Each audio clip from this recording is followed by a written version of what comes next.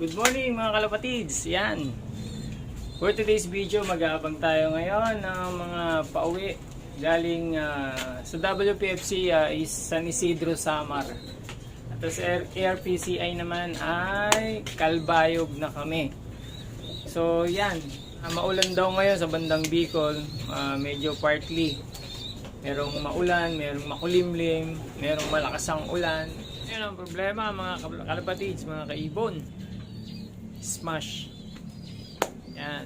Marami nag-chat sa akin, nag-chat yung mga tropa ko sa Bicol at mga sa Quezon at malakas daw ang ulan. At dito sa lugar natin sa Taguig, yan, medyo makulimlim, walang araw. So tignan natin. Mag-aabang pa rin tayo, di tayo susuko. Sabi nila, pag sumuko ka, talo ka na agad. Abangan natin, lalo na si 145. Inaasahan ko yan si 145. Kaya, tara, abang pa rin tayo, kalapatids. Ayan, nakaprepare na yung pagdidikitan ko ng sticker nila. AirPCI, isa na lang yung antayin natin na live, si 145. Excited ako kay 145, pero anyway, WPFC yan. Tatlo pa yung WPFC natin na inaantay. Ayan, nakaready na rin yung sneaky natin. Sneaky tsaka yung tubig nila. Siyempre, kailangan natin ng tubig dito dahil mamaya mainit.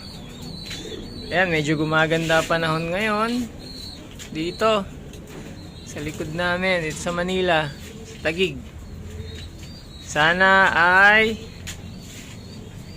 maganda na rin ang panahon ngayon sa bandang Bicol at Quezon. Ayan mga kalapatids, meron tayong isang dumating. Ito.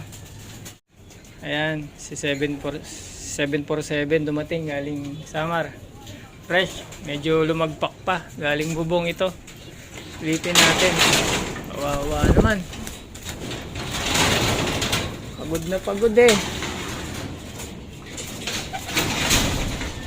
Ayan o. Kawawa eh. Lagpak na lagpak eh. Thank you 747. Lupit mo. Hinga muna natin saglit. Siguro mga 15 to 20 minutes bago natin pakainin ng sneaky. Ito naka-ready na yung mga sneaky ko. Ay, salamat. Meron na tayong isa. Meron pa tayong naabang dalawa sa WPFC at isa dun sa ARPCI. Si 145, ini-expect natin. Sana makauwi ngayon. Medyo mahirap din ang karera ngayong Samar na. Calbayog at San Isidro. So yan. Update tayo mamaya guys. So yun nga mga kaibon, mga kalapatids. So update tayo. So magka-cut off na. 1 out of 3 lang tayo ngayon.